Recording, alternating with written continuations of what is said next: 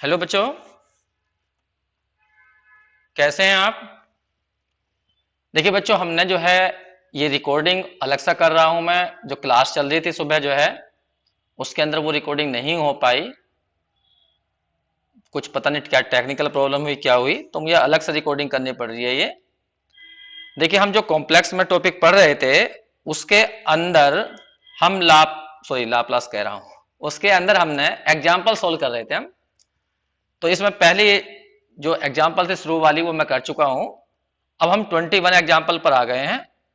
21 example है इसके अंदर कि भाई सो दैट, पढ़ देता हूं पहले एक बार में। So that the triangle whose the vertices are the point represented by the complex number Z1 Z2 Z3 on the Argand diagram is equilateral if and only if. ये कंडीशन बनानी है। मतलब क्या है इसका, वो कह रहा है तीन कॉम्प्लेक्स नंबर है Z1 Z2 Z3। अगर वे एक ट्राइंगल बनाते हैं और वो ट्राइंगल भी ऐसा जो इक्विलेटरल हो, जिसकी साइड सेम हो, तो ये प्रूफ करके दिखाइए। तो फिलहाल तो मैं प्रूफ कर रहा हूं, लेकिन ये तुम्हें प्रूफ नहीं करनी, तुम्हें तो केवल इसको रटना है ऑब्जेक्टिव के लिए। तो यहां पे ध्यान देना कैसे कैसे मैं करूंगा। मान लो ये है हमारा ट्राइंगल, इसका मैं नाम रख देता हूं। ये ए, Z1 इसे रिप्रेजेंट करता है, बी Z2 को, और सी Z3 को। हमें कहा गया है ये कैसा है, इक्विलेटरल है, तो तीनों साइड सेम है। फिर मुझे ये कंडीशन बनानी है। अगर ये इक्विलेटरल है तो a B equal to B c equal to c a हुआ होगा, तीनों साइड सेम होगी। कॉम्प्लेक्स के अंदर जब दो पॉइंटों के बीच की डिस्टेंस निकालते हैं तो क्या करते हैं, जैसे ए बी की डिस्टेंस निकालनी है तो Z1 माइनस Z2, तो Z1 माइनस Z2, Z1 में से Z2 घटा दीजिए, मोड़ ली दीजिए, क्योंकि ये कॉम्प्लेक्स नंबर है। BC निकालना है तो मैं, तो Z2 माइनस Z3 कर दीजिए, तो Z2 माइनस Z3। फिर यहां पर CA कर दीजिए, तो C हो जाएगा तुम्हारा Z3 माइनस Z1, ये आ गया। अब यहां पर सबका स्क्वायर कर दीजिए। जब स्क्वायर करोगे तो ये ऐसा बनेगा, Z1 माइनस Z2 का स्क्वायर, यहां आ जाएगा Z2 माइनस Z3 का स्क्वायर इक्वल टू आ जाएगा Z3 माइनस Z1 का स्क्वायर। हम जानते हैं मोड Z का स्क्वायर होता है Z इंटू जेड बार। तो यहां पर आ जाएगा Z1 माइनस Z2 इंटू में Z1 माइनस Z2 का बार। इसी तरह से Z2 माइनस Z3 इंटू में आ जाएगा Z2 माइनस Z3 का बार इक्वल टू हो जाएगा Z3 माइनस Z1 इंटू में आ जाएगा Z3 माइनस Z1 का बार। इसे यहीं रोकिए 1 मिनट के लिए, थोड़ी देर के लिए।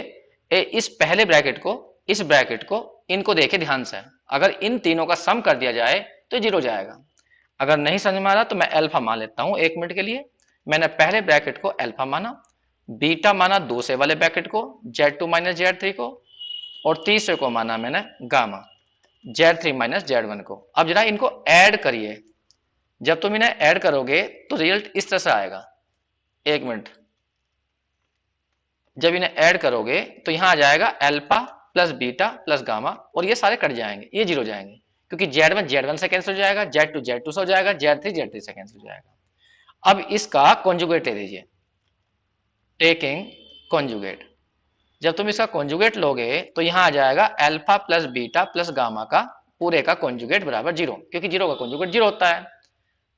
अब कॉन्जुगेट जो है हम बार जो है वो प्लस में अलग अलग ले सकते हैं।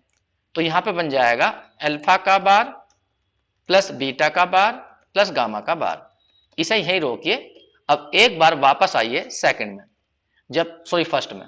जब तुम बाय 1 में आओगे तो तुमने अभी इस पूरे को अल्फा कहा था, तो यहाँ अल्फा, यहाँ आ गया अल्फा का बार, यहाँ आ गया बीटा, यहाँ आ गया बीटा का बार। इसी तरह से गामा, गामा का बार। थोड़ी देर के लिए के मान लीजिए, यहां से अल्फा बार की वैल्यू ले निकालिए, पहले और लास्ट को लेकर के अपॉन अल्फा आ जाएगा। बीटा बार की वैल्यू निकाल लीजिए, के अपॉन बीटा हो जाएगा। गामा बार की वैल्यू निकाल लीजिए, के अपॉन गामा हो जाएगा। और ये सारी वैल्यू सेकंड में पुट कर दीजिए, तो आंसर प्रूफ हो जाएगा तुम्हारा। Put in second. जब यहां भरोगे तो के अपॉन अल्फा, के अपॉन बीटा, और के अपॉन क्या जाएगा, गामा। के कॉमन निकाल के बाहर निकाल दीजिए, तो रिजल्ट तुम्हारा प्रूफ हो जाएगा। बस अल्फा बीटा की वैल्यू खोल लेना। तो 1 अपॉन अल्फा हो जाएगा, 1 अपॉन अल्फा, 1 अपॉन बीटा और 1 अपॉन गामा इक्वल टू 0।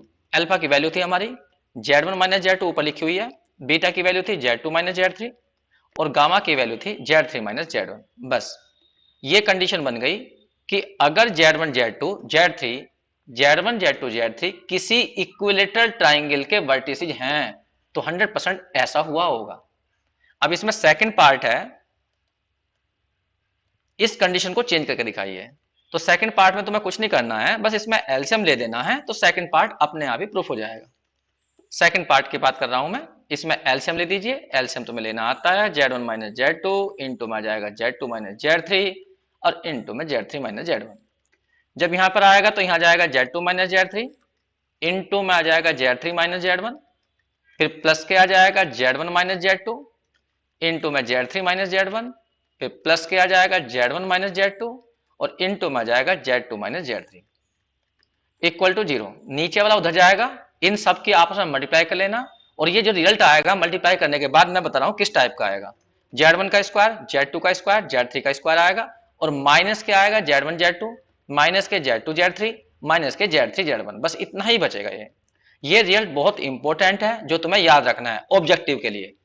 वो कहेगा Z1 Z2 Z3 वर्टिसेस हैं किसी इक्विलेटरल ट्राइंगल के, तो ध्यान रखना तीनों का स्क्वायर का सम, फिर माइनस तीनों की दो की प्रोडक्ट का सम, माइनस कॉमन ले लीजिए तो दो की प्रोडक्ट का सम, माइनस करने पर क्या आना चाहिए 0, या ऐसे भी कह सकते हो Z1 का स्क्वायर प्लस Z2 का स्क्वायर प्लस Z3 का स्क्वायर इक्वल टू होना चाहिए Z1 Z2 Z2 Z3 plus के Z3 Z1। तो इस साइड में लेफ्ट हैंड साइड में क्या है, तीनों का स्क्वायर का सम, और राइट हैंड साइड में क्या है, दो की प्रोडक्ट का सम, तो वो इक्वल होना चाहिए। अगर ऐसा है तो वो ट्राइंगल इक्विलेटरल होता है। तो ये दोनों कंडीशन तुम्हें लर्न करनी है, ऊपर की भी और नीचे की भी। इसी तरह से अगला क्वेश्चन है हमारा एग्जाम्पल नंबर 22। बहुत अच्छा क्वेश्चन है, कितनी बार पूछा गया है ये, इसे भी देख लीजिए। एक मिनट के लिए मैं कलर चेंज कर दूं, ये बच्चे प्रॉब्लम बता रहे हैं कि ब्लैक में प्रॉब्लम आ रही है। अब यहां ध्यान दीजिए, एग्जाम्पल 22 है Z1 Z2 Z3 are the vertices of isosceles triangle. Isosceles तुम जानते हो जिसकी दो साइड सेम होती हैं। Right angle eight vertex Z2, और वो 90 का एंगल भी बनाता है Z2 पर। तो दो कंडीशन दे दी हैं, एक तो आइसोसेलेस का है दो साइड सेम है, और एक कहा है Z2 पर वो 90 का एंगल बनाता है। तब ये कंडीशन प्रूफ करनी है, तो तुम्हें कंडीशन रट लेनी है। फिलहाल मैं करके दिखा देता हूं। देखिए मान लीजिए यहां पर है हमारा Z2 और यहां पर है मान लीजिए Z1 और ये है हमारा Z3, 3 पॉइंट है, ठीक है। उसने कहा जो ये ट्राइंगल बनेगा, इस ट्राइंगल के अंदर दो साइड इक्वल हैं और एक एंगल 90 है, लेकिन Z2 पर, Z2 हमारा ये वाला है तो ये वाला एंगल 90 है। इसका मतलब ये साइड और ये साइड सेम रही होगी, सामने वाली साइड सेम नहीं हो सकती क्योंकि वो मतलब क्या है, वो हाइपोटेनस है, कहने कर्ण है, ठीक है। तो ये वाली साइड तो सेम हो नहीं सकती, तो ये दोनों सेम हो सकती है। तो मैंने इनके नाम रख लिए, इसको मैंने ए कहा, इस वाले को मैंने बी कहा, इस वाले को सी कहा। तो यहाँ पे दो कंडीशन दिखाई दे रही है, एक तो दोनों साइड सेम है, एक तो उसका फायदा उठाएंगे, और दूसरा ये एंगल 90 है। तो दो चीजों का फायदा उठाएंगे और ये प्रूफ करने की कोशिश करेंगे। पहले मैं साइड की बात कर रहा हूं, देखिए ए बी इक्वल टू है ए सी के, ए बी इक्वल टू है बी सी के, ए बी बताइए कैसे निकलेगी, mod Z1 minus Z2 equal to B C कैसे निकलेगी, मोड Z3 माइनस Z2, ये निकल गई। बस दोनों को घटा दीजिए, मोड ले दीजिए, कॉम्प्लेक्स में ये तो होता है डिस्टेंस निकालने का फॉर्मूला, ये आ गया, इसे यहीं पर ही रोक दीजिए। तो इससे तो ये रिलेशन बना कि साइड सेम है। अब एंगल की बात करते हैं, एंगल निकालना तुम्हें सिखाया था मैंने, एंगल निकालना है तुम्हें बी पॉइंट पर, यहां पर एक्स एक्सिस रफली ड्रॉ कर लीजिए। अब ये एंगल दो लाइनों के बीच का है, किस किस का, एक तो ए बी और बी सी के बीच का। अब ये देखिए किस लाइन का एंगल एक्स एक्सिस से बड़ा है, तो बी सी का एंगल बड़ा है, और जबकि ए बी का एंगल छोटा है, तो जिसका एंगल बड़ा है वो ऊपर आएगी, कौन सी आएगी ऊपर, बीसी। बीसी का एंगल बड़ा है, एक्स एक्सिस चेक करना है एक्स की पॉजिटिव डायरेक्शन से, तो बीसी का एंगल बड़ा है तो वो वाला ऊपर आना है, और आना कैसा है, ऊपर बाहर से अंदर की ओर, Z3 माइनस Z2। तो यहां लिखा जाएगा Z3 माइनस Z2। नीचे आएगा कौन सा, जिसका एंगल छोटा है, ये वाला, ये एंगल छोटा है, ये वाला, तो ये आएगा Z1 माइनस Z2, तो Z1 माइनस Z2। तो देखिए हमारे पास में दो कंडीशन है, और इन दो कंडीशनों की हेल्प से मुझे ये प्रूफ करना है। तो मैं कैसा कैसा प्रूफ कर रहा हूं, बस इधर ध्यान देना। पहले हम सेकंड से ही आगे बढ़ाते हैं। देखो ध्यान दो, किसी कॉम्प्लेक्स नंबर का आर्गुमेंट 90 डिग्री हो जाए, 22 सेकंड की बात कर रहा हूं मैं, किसी कॉम्प्लेक्स नंबर का आर्गुमेंट 90 हो, तो सोचो जब भी आर्गुमेंट की बात चले एकदम दिमाग में लाओ पोलर फॉर्म, पोलर फॉर्म से हमें तुरंत चल जाता है पता वो कॉम्प्लेक्स नंबर कैसा रहा होगा। वो कह रहा आर्गुमेंट 90, आर्गुमेंट 90 का मतलब थीटा की वैल्यू बात कर रहा है वो, आर्गुमेंट थीटा होता है, थीटा 90, तो cos 90 0, sin 90 कितना हो जाएगा 1, तो इसका मतलब z इक्वल टू कितना जाएगा आई आर, इसका मतलब प्योरली इमेजिनरी, इमेजिनरी बन गया। तो ध्यान रखना जब भी किसी कॉम्प्लेक्स नंबर का आर्गुमेंट 90 होगा तो 100% उसका रियल पार्ट खत्म हो जाता है क्योंकि cos 90 0 हो जाता है। तो इसका मतलब है यहां पर ये क्या चला पता में z3 minus z2 upon z1 minus z2 is purely imaginary, ये प्योरली इमेजिनरी हुआ।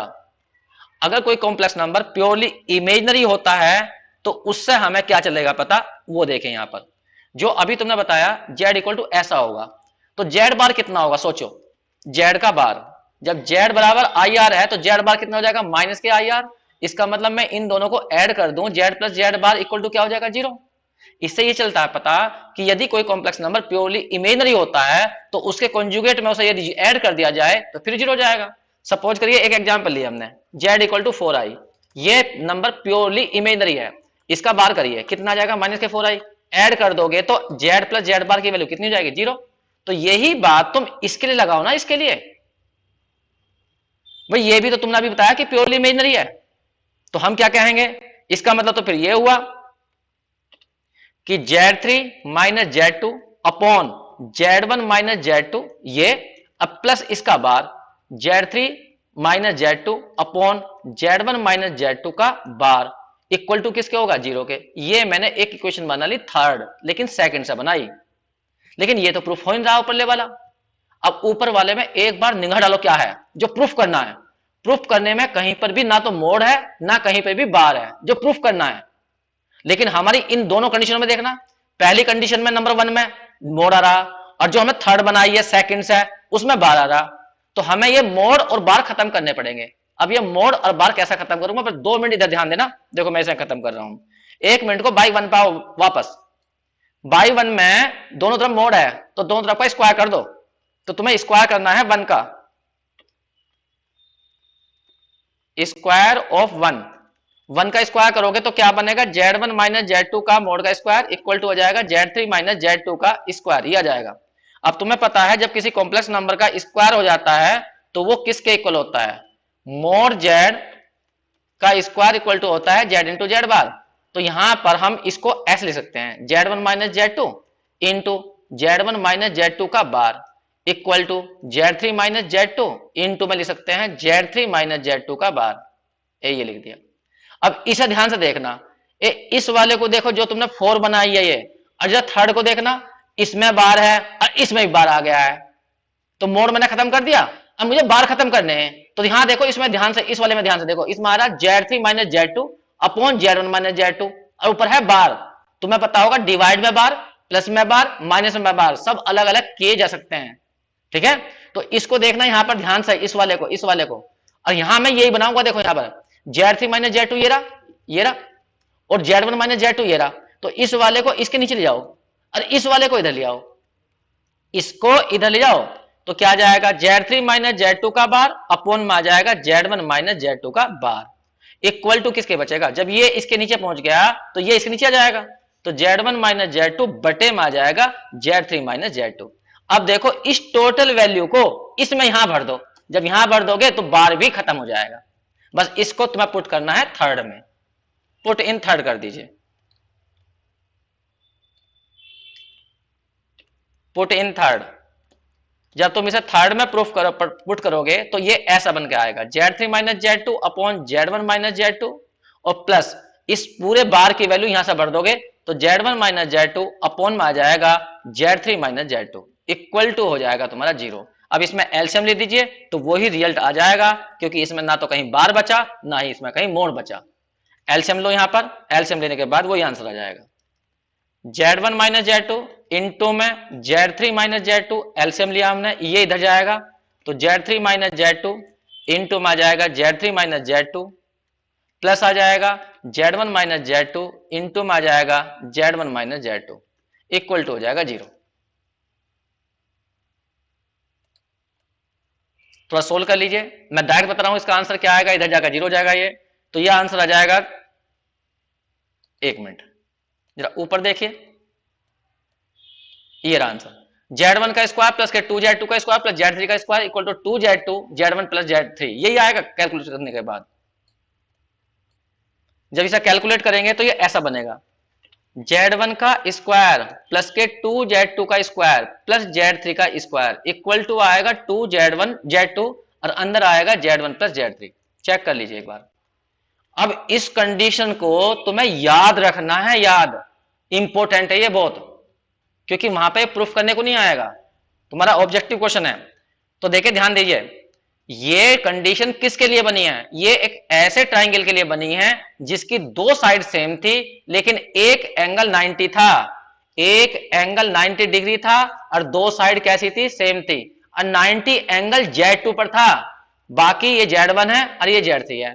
तो यहां पर देखो Z2 के साथ क्या हुआ, जिस पर 90 का एंगल बना हुआ 2 आ गया, यहां 2 और यहां पर आ रहा 2Z2, बाकी अंदर आ रहा Z1 प्लस Z3। तो यदि मैं इस क्वेश्चन में थोड़ा सा ऑब्जेक्टिव में चेंज कर दूं, मैं कहूं कि 90 का एंगल Z1 पर है, तो ये कंडीशन क्या लिखी जाएगी, तो ये नोट रखना तुम्हें ध्यान। इफ 90 डिग्री जो हो वो किस पर हो, एट Z1 पर हो, तो ये कंडीशन चेंज हो जाएगी। क्या आ जाएगा, 2Z1 का स्क्वायर प्लस Z2 का स्क्वायर प्लस Z3 का स्क्वायर, यहां आ जाएगा 2Z1 और यहां बन जाएगा Z2 प्लस Z3। फिर ये कंडीशन ऐसे लिखी जाएगी, मतलब जिस पर 90 का एंगल होगा उसका डबल होगा। तो इस कंडीशन को इस तरह से याद रखिए। और देखिए एक है एग्जांपल 23, बहुत अच्छी एग्जांपल मानी जाती है 23, इसे भी देख लीजिए, पढ़ो। सो that the point Z1 Z2 Z3 Z4, ये हमारे 4 पॉइंट हैं, taken in order are concyclic. इसका मतलब ये होता है कि चारों पॉइंट एक सर्किल पर लेने हैं तुम्हें। If and only if is purely real, इसका मतलब क्या है कि अगर 4 पॉइंट एक सर्किल पर हो जाएं तो उनके पे ये कंडीशन बन जाएगी। ये कंडीशन का मतलब क्या है, इस टोटल की यदि वैल्यू निकालोगे, इतने की वैल्यू निकालोगे तो वो प्योरली रियल आएगी। तो इसका मतलब हम इसका क्वेश्चन भी कर सकते हैं। क्वेश्चन कैसा करेंगे, अगर हमें 4 पॉइंट दे दी जाएंगे, 4 कॉम्प्लेक्स नंबर दे जाएंगे, तो हम इसमें रखकर देखेंगे, अगर ये टोटल को सोल्व करने के बाद वो प्योरली रियल बन गया तो इस थ्योरम के अकॉर्डिंग हम डायरेक्ट कह देंगे कि वे चारों पॉइंट एक सर्किल के ऊपर हैं। तो इससे ऑब्जेक्टिव करने में हमें हेल्प मिलेगी। फिलहाल मैं इसे प्रूफ कर रहा हूं। मैं इन चारों पॉइंटों को एक सर्किल पर मान के चलूंगा कि ये सर्किल पर लाई करते हैं, और ये कंडीशन बनाऊंगा कि ये वैल्यू जो आएगी वो प्योरली रियल आएगी। समझ में आ गई। सेकंड पार्ट अभी नहीं कर रहे हम पहले फर्स्ट पार्ट की बात कर रहे हैं। तो मैंने ये चारों पॉइंट एक सर्किल पर मान लिए हैं कि ये चारों पॉइंट एक सर्किल पर लाई करते हैं, और फिर मैं एक कंडीशन बना के दिखा रहा हूं तुम्हें। जो कैसे कैसे बनाऊंगा उसे ध्यान से देखना। देखिए मैंने एक सर्किल लिया, ये एक सर्किल लिया, ठीक है। एक पॉइंट यहां पे लिया मैंने Z1, मान लीजिए Z2, मान लीजिए Z3 और मान लीजिए Z4। ये 4 कॉम्प्लेक्स नंबर हैं जो मैंने एक सर्किल पर मान लिए हैं, ठीक है। तो मुझे ये कंडीशन दिखानी है कि ये कंडीशन की वैल्यू रियल आएगी। तो कैसे बनाऊंगा वो ध्यान दो।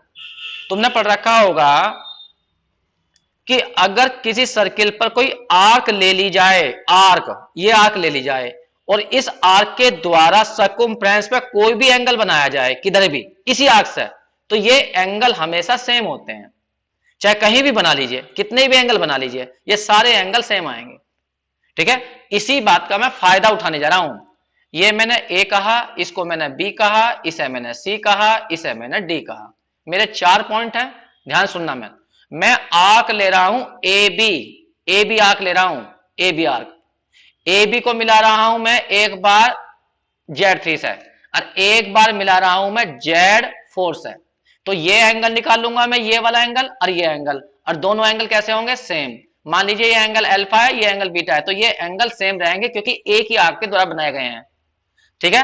तो अल्फा बराबर बीटा का मैं फायदा उठाऊंगा। बताइए अल्फा कैसे निकलेगा। तुम्हें समझाया था मैंने, जो भी एंगल तुम्हें निकालना हो, जो भी एंगल निकालना हो उस पर वहां पर एक्स एक्सिस ड्रॉ कर लो। ये ड्रॉ कर ली। अब ये जो एंगल है अल्फा, वो बीसी और बीसीए के बीच का एंगल है। तो ये देखो किसका एंगल बड़ा है, तो यहां पर बीसी का एंगल बड़ा है, ठीक है। और जो तुम्हारी ये है एसी, उसका एंगल छोटा है।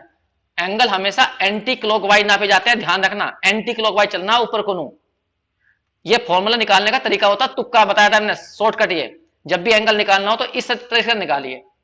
ये देखिए एंगल कहां बन रहा है, सी पॉइंट पे बन रहा है, तो सी पॉइंट पे एक्स एक्सिस ड्रॉ कर लीजिए। फिर ये देखिए किन दो लाइनों के बीच का एंगल है, बीसी और सीए के बीच का एंगल है। तो जो बीसी है उसका एंगल बड़ा है एक्स एक्सिस की पॉजिटिव साइड से, जबकि एसी का कम है, तो जिसका एंगल बड़ा होगा वो ऊपर लिखी जाएगी। तो अल्फा निकालने का तरीका क्या है, हुआ आर्गुमेंट, जो लाइन बड़ी जिसका एंगल बड़ा है वो ऊपर आती है, लेकिन आती कैसे है, बाहर से अंदर क्यों चलना, Z2 minus Z3, Z3 minus Z2 नहीं, Z2 माइनस Z3। तो यहां लिखेंगे Z2 माइनस Z3 अपॉन में करेंगे। यहां देखो Z1 माइनस Z3, ये मैं सब समझा चुका हूं। अब करेंगे बीटा की बात। बीटा ये वाला एंगल है, यहां पर भी एक्स एक्सिस ड्रॉ कर लो, ये ड्रॉ कर ली। अब ये देखिए किसका एंगल बड़ा है, इस वाली का एंगल बड़ा है, किसका, डी बी का, तो डी भी ऊपर आएगी। तो आर्गुमेंट ध्यान दो, Z2 minus Z4, Z2 minus Z4 upon में देखिए यहां आ जाएगा Z1 minus Z4, Z1 minus Z4। ठीक है, दोनों आर्गुमेंट को एक साइड में ले आइए। तो argument Z2 minus Z3 upon में आ जाएगा Z1 माइनस Z3, माइनस के आ जाएगा आर्गुमेंट, यहां पर जाएगा Z2 माइनस Z4 अपॉन में आ जाएगा Z1 minus Z4 equal to हो जाएगा 0। हमें पता है आर्गुमेंट जो है वो लॉग की तरह काम करता है, तो यहां पर ये माइनस आ रहा, तो इसका मतलब आर्गुमेंट इक्वल टू होगा Z1 अपॉन Z2 के। तो यहां पर ये रूल लगा दीजिए। तो आर्गुमेंट आ जाएगा तुम्हारा Z2 माइनस Z3 अपॉन में Z1 माइनस Z3, लेकिन ये माइनस का है उल्टा हो जाएगा, तो मैं उल्टा लिख रहा हूं, Z1 माइनस Z4 ऊपर पहुंच जाएगा और Z2 माइनस Z4 नीचे आ जाएगा, इक्वल टू क्या हो गया, 0 के। ठीक है, अब याद करिए इस पूरे कॉम्प्लेक्स नंबर का आर्गुमेंट 0 है। ये इतना बड़ा कॉम्प्लेक्स नंबर है, इसकी बात कर रहा हूं मैं, इसकी, इस कॉम्प्लेक्स नंबर की, ये कॉम्प्लेक्स नंबर, इस कॉम्प्लेक्स नंबर का तुमने आर्गुमेंट क्या सिद्ध कर दिया, 0। तो सोच के बताइए कॉम्प्लेक्स नंबर प्योरली रियल होगा या इमेजिनरी होगा। मैंने क्या कहा था, जब भी आर्गुमेंट की बात चले तो हमेशा अपने दिमाग में पोलर फॉर्म लाया करो। ऐसा होता है कोई भी कॉम्प्लेक्स नंबर पोलर फॉर्म में। अब वो कह रहा है आर्गुमेंट 0 है, लिखा तो है आर्गुमेंट 0 है, तो किसकी बात कर रहा है, वो थीटा की बात कर रहा है। थीटा 0 है तो साइन 0 0 हो जाएगा, कोस 0 1 हो जाएगा, इसका मतलब जेड आर आ जाएगा, इसका मतलब ये प्योरली रियल हो जाएगा। तो इससे ये चला पता हमें Z2 minus Z3 upon Z1 minus Z2 into Z1 minus Z4 upon Z2 minus Z4 equal to क्या होगा, प्योरली रियल। बस यही प्रूफ करना था। हमने ये दिखाया इसके अंदर कि अगर 4 पॉइंट सर्किल पर हो तो ये क्वांटिटी प्योरली रियल आएगी। देखो ये रहा Z3 minus Z1 upon Z3 minus Z2, शायद उल्टा हो गया, इसमें थोड़ी गलती हो गई, यहां पे ये Z3 है, एक मिनट, लिखने में थोड़ी गलती हो गई है, ये नीचे Z3 है, ये रहा। अब देखो एक बार देख लो, कभी कंडीशन में ऊपर नीचे हो जाता तो मैं कर दूंगा, कोई बात नहीं, रियली तो है, उल्टा सीधा कर देंगे। Z3 माइनस Z1 और Z3 माइनस Z2 लाना, तो माइनस पहले कॉमन ले लो ऊपर नीचे से, तो ऊपर से कॉमन लेंगे माइनस, तो ऊपर बन जाएगा Z3 minus Z2, Z3 minus Z1। इसमें भी देख लो क्या इनमें भी चेंज करना है, Z4 शुरू में है तो Z4 शुरू में ले आओ, माइनस ऊपर से भी कॉमन नीचे से कॉमन, तो Z4 माइनस आ जाएगा Z4 माइनस Z1 अपॉन में आ जाएगा Z4 माइनस Z2, ये हुआ रियल। और देखो कुछ चेंज करना हो तो, मेरे ख्याल से Z3 माइनस Z1 ऊपर है, Z3 माइनस Z2 नीचे है, कोई बात नहीं है, इस सारे को उल्टा कर दो। पहले सुनो ध्यान से, अगर Z इक्वल टू आर है मतलब प्योरली रियल है Z, और मैं पूछ लूं उल्टा कर दो तो क्या वो इमेजिनरी बन जाएगा, नहीं, तब भी वो रियल ही रहेगा। मान लो Z इक्वल टू 3 है और तुम 1/Z करने लगो, उल्टा कर दो उसका, तो तब भी तो वो रियल ही रहेगा। तो हम इसका उल्टा कर देते हैं, मतलब Z3 हमें ऊपर लाना है, ये Z3 माइनस Z1, तो उल्टा कर दो बस, इसको और कुछ नहीं करना। ये कर दिया, ऐसे यहां कर देंगे Z4 minus Z2 upon Z4 minus Z1, क्या हो गया है, प्योरली रियल। बस यही प्रूफ करना था। अब बात उठती है यहां पर हम ऑब्जेक्टिव कैसे करेंगे इसके द्वारा, तो वो बता रहा हूं मैं तुम्हें। ऑब्जेक्टिव के लिए तुम्हें थोड़ा सा ध्यान देना पड़ेगा, इसको रटना पड़ेगा। अब कैसे रटोगे वो तो मैं बताता हूं। देखो एक काम करो, इस कंडीशन को थोड़ा, किताब में तो यही कंडीशन है, अरे यार किताब में तो यही कंडीशन है, लेकिन मैं इस कंडीशन को थोड़ा बदल रहा हूं। कैसे? Z3 minus Z1 upon Z3 minus Z2 बटे पूरे के ये ला रहा हूं नीचे, तो Z4 minus Z1 upon Z4 minus Z2। अब ये कंडीशन थोड़ी सी सिमेट्री लग रही है इसके अंदर, समानता। देखो ऊपर Z3 minus Z1 Z3 minus Z2, और यहां देखो Z4 minus Z1 Z4 minus Z2। अच्छा यहां पे ये जरूरी नहीं है कि यहां पे शुरू में Z3 Z4 आएंगे, नहीं, 4 कॉम्प्लेक्स नंबर हैं, कोई से भी ले लो। अगर मान लीजिए तुमने शुरू में यहां पे मान लो Z1 डाल दिया, यहां Z1 डाल दिया, और नीचे मान लो Z2 डाल दिया या Z3 डाल दिया, नीचे Z3 डाल दिया, ऐसा डाल दिया, तो नीचे सोचो और ऊपर सोचो क्या आएगा। अगर तुमने मान लो यहां Z1 माइनस Z4 लिखा तो यहां भी Z4 लिखा जाएगा। यहां तुमने Z1 माइनस Z2 लिखा तो यहां भी Z1 ये Z3 माइनस Z2 लिखा जाएगा। मतलब ये नहीं कि जैसे ये लिखी है बिल्कुल सेम वही करनी है, ना ना ना, समानता देखो इसमें।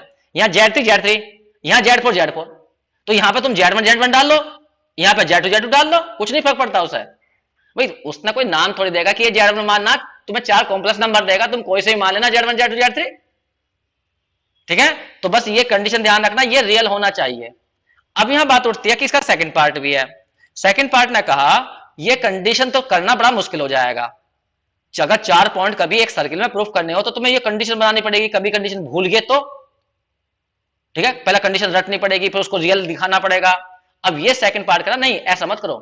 अगर तुम्हें कभी 4 कॉम्प्लेक्स नंबर को एक सर्किल में दिखाना हो तो ये कंडीशन लगाना। क्या कंडीशन लगाना?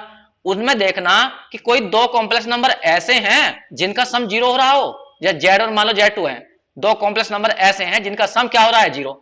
तो एक शर्त तो यह है कि 2 कॉम्प्लेक्स नंबर उनमें ऐसे होने ही चाहिए जिनका सम 0 हो। और दूसरी कंडीशन क्या कही? 2 0 हो रहे हैं, Z1 Z2, उनकी तो मल्टीप्लाई कर लो।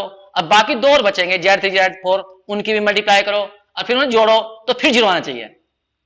तो उसने सेकंड पार्ट में ये 2 कंडीशन बताई हैं कि अभी कभी भी तुम्हें 4 पॉइंटों को एक सर्किल में चेक करना हो तो पहले तो उनमें 2 कॉम्प्लेक्स नंबर ढूंढो कि वे उनका सम 0 है नहीं है।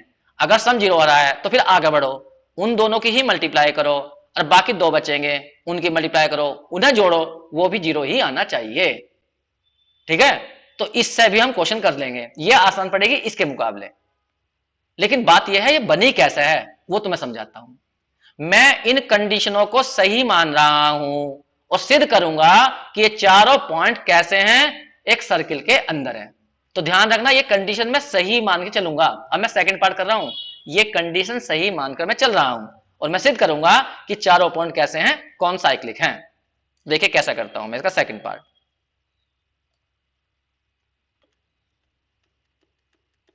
सेकंड पार्ट, मैंने मान लिया कि जो पहली कंडीशन है Z1 Z2 plus Z3 Z4 equal to 0, और दूसरी कंडीशन है Z1 प्लस Z2 और इक्वल टू 0, ये कैसी हैं, सही हैं, आर ट्रू। तो मुझे क्या प्रूव करना है कि भाई हमारा जो है ये सर्किल है, ये चारों पॉइंट सर्किल पर लाई करेंगे। तो हम क्या करें, पहले पार्ट का यूज करें। पहला पार्ट क्या कहता है, अगर 4 पॉइंट एक सर्किल में होंगे, चारों पॉइंट एक पॉइंट सर्किल में होंगे तो ये वैल्यू क्या होनी चाहिए, रियल होनी चाहिए। तो मैं इसको रियल चेक करता हूं आएगी या नहीं आएगी। तो मैं बाई जो पहला पार्ट है उसका फायदा उठा रहा हूं। देखिए नाउ पहले पार्ट में लिखा हुआ था Z3 minus Z1 upon Z3 minus Z2 into Z4 minus Z2 upon Z4 minus Z1। अगर ये रियल आ गया, पहला पार्ट कहता है ये रियल आ गया, तो समझ जाना Z1 Z2 Z3 Z4 एक सर्किल के अंदर है। तो मुझे ये रियल चेक करना, ये रियल आएगा भी या नहीं आएगा। तो अब मैं तुम्हें करके दिखाता हूं। एक काम करना, सिंपल मल्टीप्लाई करना, इनकी जैसे मल्टीप्लाई करते हैं, ऊपर के ऊपर में नीचे के नीचे में। Z3 Z4 minus Z3 Z2 minus Z1 Z4 plus हो जाएगा Z1 Z2। नीचे करना Z3 Z4 माइनस हो जाएगा Z3 Z1 माइनस के हो जाएगा Z2 Z4 माइनस के प्लस के हो जाएगा Z2 Z1। अब एक काम करो, ऊपर वालों में प्लस प्लस के एक पास में लाओ, Z3 Z4 plus Z1 Z2, ये पास में लाए, माइनस वाले पास में ले आओ, Z3 Z2 प्लस हो जाएगा Z1 Z2 Z4। नीचे भी यही काम करो, जो प्लस वाले हैं उन्हें एक साइड में कर लो। प्लस वाले कौन कौन से हैं, Z3 Z4 प्लस है Z2 Z1 और माइनस Z3 Z2, अब प्लस है Z2 Z4। ये मैंने एक साथ कर लिए। अब यहां ऊपर देखो, जो पहली कंडीशन है वो पहली कंडीशन क्या रखी, Z1 Z2 Z3 Z4 की वैल्यू 0 है, तो ये सारा पार्ट ये वाला 0 हो जाएगा, तो यहां पर 0 भर दीजिए, बाकी बचेगा ये Z3 Z2 प्लस के Z1 Z4, नीचे भी ये 0 हो जाएगा। यहां पर हमने 0 भर दिया और ये बच गया हमारा Z3 Z2 अब प्लस Z2 Z4। अब एक कंडीशन हमें दी गई थी Z1 प्लस Z2 बराबर कितना है 0, तो यहां से Z2 की वैल्यू निकाल लो माइनस Z1 या Z1 की वैल्यू निकाल लो माइनस Z2। मतलब इस क्वेश्चन के अंदर Z1 हटा दो या Z2 हटा दो, ठीक है, क्योंकि मुझे ये रियल सिद्ध करना कि ये सारी वैल्यू रियल आएगी। तो रियल तभी आएगी ये जब हम यहां से Z1 को हटाएं या Z2 को हटाएं, जिससे कि हम इसे कैलकुलेट कर सकें। भरना जरा देखो, माइनस से ऊपर नीचे माइनस तो कट जाएगा, माइनस तो गया, ऊपर वाले भी नीचे वाले भी। अब यहाँ Z3 है, Z2 की वैल्यू खोलो यहां से माइनस के Z1, फिर प्लस के Z1 Z4, Z2 की जगह भरो, और यहाँ Z3 Z2 की वैल्यू खोलो माइनस के Z1 अब प्लस के Z2 की जगह भरना ना, हाँ यहाँ ही भरो, तो Z2 की वैल्यू कितनी आ जाएगी, माइनस के Z1, माइनस के Z1। एक मिनट में साफ से लिख देता हूं, ये हटा दिया मैंने। ए यहां पर बैठेगा हमारा Z2 था ना, तो माइनस के Z1 और इंटू में Z4। इसे सही से कैलकुलेट करो और देखो कितना आया। ऊपर ध्यान देना, ऊपर वैल्यू है हमारी माइनस के Z3 Z1 प्लस के Z1 Z4, और नीचे देखना पूरे में से माइनस कॉमन ले लो, कहीं गलती हो गई कुछ थोड़ी सी है, कहीं पे कुछ गलती हो गई है थोड़ी सी, हमने Z2 की जगह तो भरा है, तो माइनस के Z1 तो यहां आ गया, यहां पे दोनों जगह Z2 था, ये गलती हो गई नीचे कहीं। एक मिनट में चेक कर लेता हूं दोनों जगह Z2 कहां से आ गए थे। जब हमने इसकी मल्टीप्लाई इसमें करी तो Z3 Z4 आया, इसकी इसमें करी तो Z3 Z1 आया, इसकी इसमें करी Z2 Z4 आया, इसकी इसमें करी तो Z2 Z1 आया। अब हमने जब इकट्ठे करे तो Z3 Z4 Z2 Z1, ये लास्ट वाला ये आ गया। इस वाले में Z3 Z1 था ये, अरे ये गलती हो गई, ये 1 है बच्चे, ये 1 था, ये 1, यहां पर ये 1 है, यहां गलती हुई है।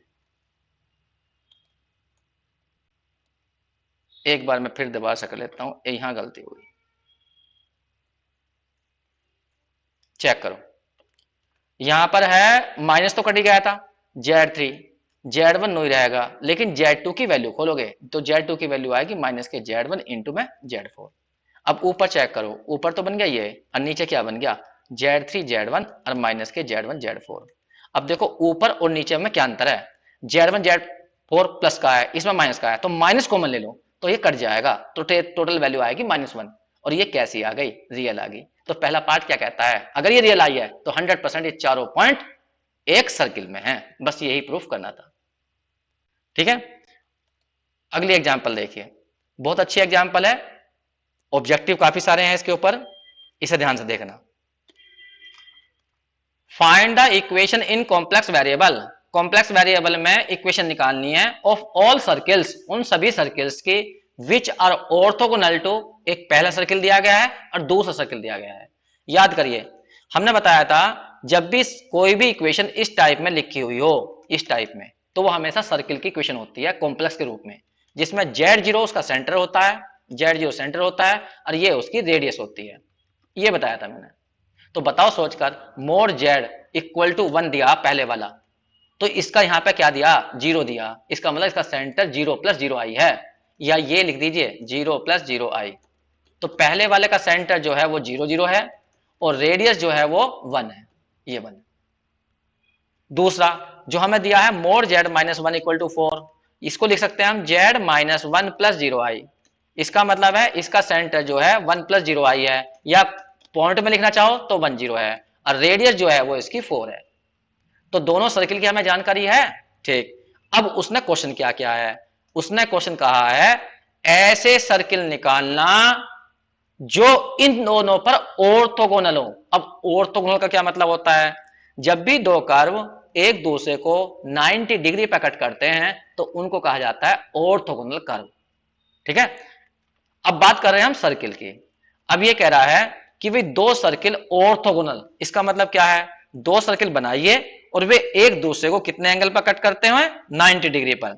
तो वो मैं तुम्हें सर्किल बना के दिखा देता हूं, एक बार इधर ध्यान देना। एक सर्किल मैंने ये बना लिया,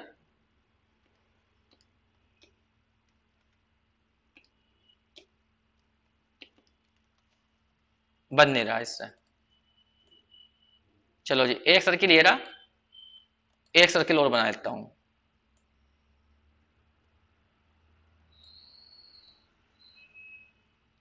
ये रहा, देखिए ये दो सर्किल लिए मैंने। मैं कंडीशन बता रहा हूं ऑर्थोगोनल होने के लिए क्या कंडीशन होती है। ऑर्थोगोनल होने के लिए कंडीशन क्या है, देखिए इनका सेंटर भी होगा अपना अलग अलग। मान लीजिए, क्या हो गया, इनका सेंटर मान लीजिए यहां पर है, ऊपर वाले का सेंटर मान लीजिए C1 है, नाम रख देता हूं, इसका सेंटर मान लीजिए C2 है। ठीक है, जहां पे कट कर रहे हैं यहां पर टेंजेंट ड्रॉ कर लीजिए, सेंटर से होकर जाती है, ये तुम्हें पता है, और ये यहां पे टेंजेंट ड्रॉ कर ली, तो ये वाला एंगल 90 है, या ऊपर का कह दो, उधर का ये 90 है। और मान लो ऊपर वाले की रेडियस R1 है और इस वाले की रेडियस R2 है। तो देखिए अगर दो सर्किल एक दूसरे को 90 पे कट करते हैं तो कंडीशन क्या होती है, यहां बन गया ये एंगल, देखो 90 का बन गया ये वाला, तो इसका मतलब यहां पाइथागोरस की थ्योरम लगाई जा सकती है। इसका मतलब है कि C1 C2 का स्क्वायर इक्वल टू होना चाहिए R1 का स्क्वायर प्लस R2 के स्क्वायर के, पाइथागोरस की मैंने थ्योरम लगा दी। तो ये कंडीशन होती है कि जब दो सर्किल ऑर्थोगोनल होंगे तो उनके सेंटर के बीच की डिस्टेंस का स्क्वायर उनकी रेडियस के स्क्वायर के सम के बराबर होगा। तो इसे ध्यान रखना, इससे ही मैं क्वेश्चन करने जा रहा हूं। ठीक, जब भी दो सर्किल लेंगे और वो एक दूसरे को 90 के डिग्री पर काटते होंगे तो उनके बीच के सेंटर के बीच की डिस्टेंस निकालेंगे, उसका स्क्वायर करेंगे और फिर उनकी रेडियस के स्क्वायर करेंगे, उसका सम करेंगे, तो वो उसके बराबर आएगा सेंटर के बीच की डिस्टेंस के स्क्वायर के। ठीक है, तो इस कंडीशन से ही मैं क्वेश्चन करने जा रहा हूं। अब देखो पहले हम अपने अपने सर्किल जो रखे हैं उनकी बात करते हैं। पहला सर्किल दिया गया है मोड जेड इक्वल टू 1, या कह दीजिए mode Z 0 + 0i equal to 1, ये सर्किल 1 है। इसका कोई पूछने लगा सेंटर क्या है, तो इसका सेंटर कहना 0 0, और कोई पूछने लगा रेडियस कितनी है तो 1 बताना। अब दूसरा सर्किल क्या दिया, आल्सो गिवन, जो दूसरा सर्किल है मोड जेड -1 इक्वल टू 4 है। दूसरा सर्किल हमारा ये है, इसको ऐसे लिख देना मोड जेड 1 + 0i, तो यहां पर इसका सेंटर आ जाएगा, सेंटर बन जाएगा C2 कह देता हूं 1 0, और रेडियस बन जाएगी इसकी R2 इक्वल टू 4, ये आ गई। ठीक है, तो ये हमारे दो सर्किल हो गए। अब उसने ऐसा कहा है हमसे क्वेश्चन कि ऐसा कोई सर्किल बताइए जो 1 पर भी और 2 पर भी, दोनों पर सर्किलों पर ऑर्थोगोनल हो, 1 पर भी और 2 पर भी ऑर्थोगोनल हो, ध्यान रखना। तो हम मान लेते हैं अपने पास है, मान लीजिए एक सर्किल लिया, let z minus alpha plus आई बीटा, देखिए मैंने अल्फा प्लस आई बीटा किताब के अकॉर्डिंग लिया है क्योंकि ऑब्जेक्टिव इस पे आया हुआ है, और इक्वल टू आर। ये एक मैंने अपने पास से एक सर्किल लिया, बताइए इसका सेंटर मैंने क्या लिया, इसका सेंटर लिया है मैंने अल्फा बीटा, लिख देता हूं यहां पर, इसका सेंटर है अल्फा बीटा और रेडियस है इसकी आर, ये रेडियस है। ये मैंने एक सर्किल माना विच इज, जो कि ऑर्थोगोनल है, ऑर्थोगोनल किस पर, ऑर्थोगोनल टू सर्किल 1 पर भी और 2 पर भी, सर्किल 1 एंड 2 दोनों पर ऑर्थोगोनल है। तो चलो पहले बात करते हैं, हमें ऐसा सर्किल निकालना है जो 1 और 2 दोनों पर ऑर्थोगोनल हो। चलो अगर मान लो ये थर्ड वाला जो तुमने माना है, ये यदि इस पर ऑर्थोगोनल है तो कंडीशन लगाओ। कंडीशन क्या है, मान लो सेंटर मैंने इसका C3 कह दिया, तो कंडीशन क्या है, दोनों सेंटर के बीच की डिस्टेंस निकालो, उसका स्क्वायर करो और दोनों की रेडियस का सम करो। पहले वाले की रेडियस हमने R1 मान रखी और इसकी मानी है मैंने R, तो ये कंडीशन बन गई। तो अब तुम दोनों सेंटरों के बीच की डिस्टेंस निकाल के दिखा दीजिए।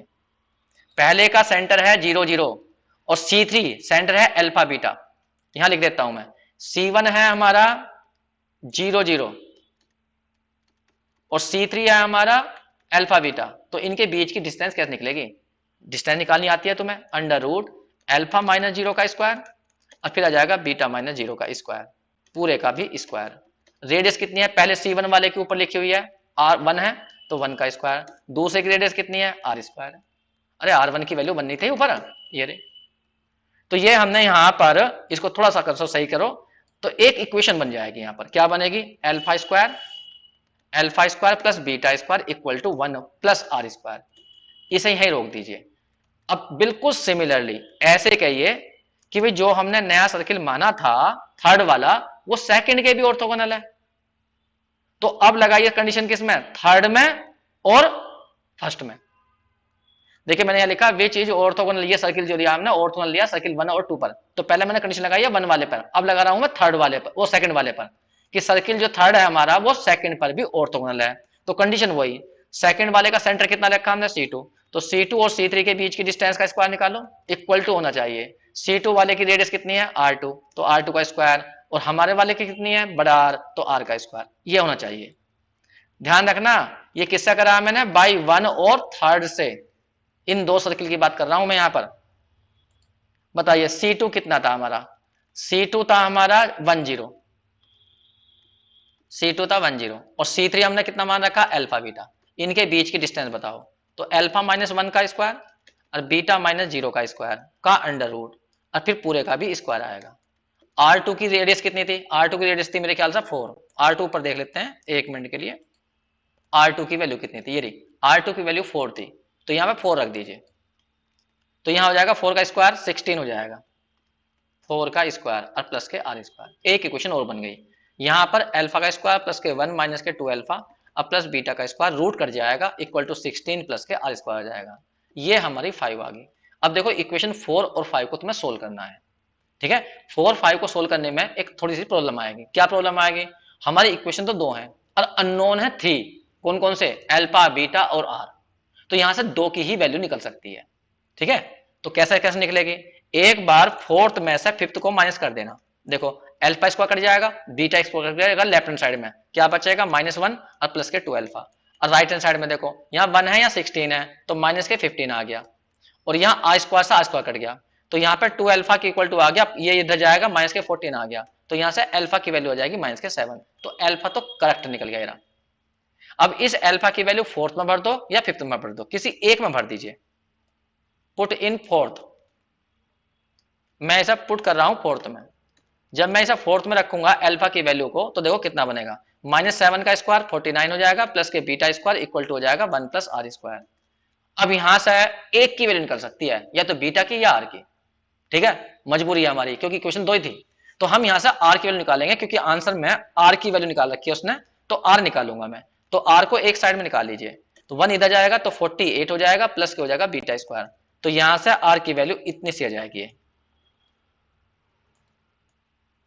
आर की वैल्यू आ जाएगी हमारी ये plus minus under root 48 plus K beta square, ये आ गई, ठीक है। तो कोई पूछने लगा क्या ये जो रेडियस निकाली तुमने ये यूनिक है, नहीं, ये यूनिक कैसे हो सकती है, इसमें बीटा आ रहा है, तो बीटा की वैल्यू मैं चेंज करता जाऊंगा, तो इसका मतलब ये रेडियस चेंज होती हुई जाएगी, तो ये कोई एक रेडियस नहीं आई है, आर की वैल्यू बीटा पर डिपेंड हो गई है, ठीक है। हम कर भी नहीं सकते ऐसा यहां पर, क्योंकि इक्वेशन तो 2 ही थी, अननोन 3 हो गए हैं। अब बताइए हमारा सर्किल क्या बना, हैंस इक्वेशन ऑफ सर्किल क्या बनी, इक्वेशन ऑफ सर्किल, सर्किल था हमारा Z minus alpha plus I beta equal to क्या था, आर के, ये लिया था हमने सर्किल, जो दिए हुए सर्किल पर दोनों पर कैसा था, ऑर्थोगोनल। तो बस इसमें तुम क्या भर सकते हो, एक तो आर की वैल्यू भर सकते हो और एक अल्फा, बस वही भर सकते हो और कुछ नहीं कर सकते, क्योंकि बीटा हमसे नहीं निकला। अल्फा की वैल्यू कितनी आई थी, -7 प्लस आई बीटा, और यहां पर आर की वैल्यू खोल दीजिए, आर की वैल्यू आई है तुम्हारी under root 48 plus K beta square. अब कोई पूछने लगा कि जो तुमने सर्किल बनाया है ये सर्किल की इक्वेशन किस पर डिपेंड है, बीटा पर, तो इसका मतलब ये एक सर्किल नहीं है, ये बहुत सारे सर्किल हैं। अगर तुम यहाँ बीटा की वैल्यू 1 ले लोगे, 2 ले लोगे, 3 ले लोगे, 4 ले लोगे, तो ये नए नए सर्किल बनते जाएंगे जो दिए गए दोनों सर्किल पर ऑर्थोगोनल होंगे। इसलिए क्वेश्चन में क्या पूछा गया, क्या कहा गया था कि भाई यहां पर देखे ध्यान से, इसके अंदर यहां उसने कहा था find the equation in complex variable of all circles, कहा था ऑल सर्किल, एक सर्किल नहीं होगा, ऐसे बहुत सारे सर्किल होंगे जो ऑर्थोगोनल होंगे इन दोनों पर, ठीक है। तो ये जो इक्वेशन बनाई है हमने एक सर्किल की नहीं आई है, ये बहुत सारे सर्किल की इक्वेशन आई है। देखिए बच्चों, मैंने सारी जितनी भी इंपॉर्टेंट मुझे एग्जाम पर लग रही थी, जो ऑब्जेक्टिव में आई हुई हैं, लग रही नहीं थी, जो ऑब्जेक्टिव में आई हुई हैं, बड़े ही है, बड़े क्वेश्चन है, लेकिन ये सारे ऑब्जेक्टिव में आए हुए हैं। तो इन्हें सबको तुम्हें रट लेना है, एक दो बार पढ़ोगे तो ये रट जाएंगे अपने आप। ठीक है, फिर हम जब ऑब्जेक्टिव करेंगे तब भी रट जाएंगे। ठीक है बच्चों, अब इन्हें करके देख लीजिए। Thank you.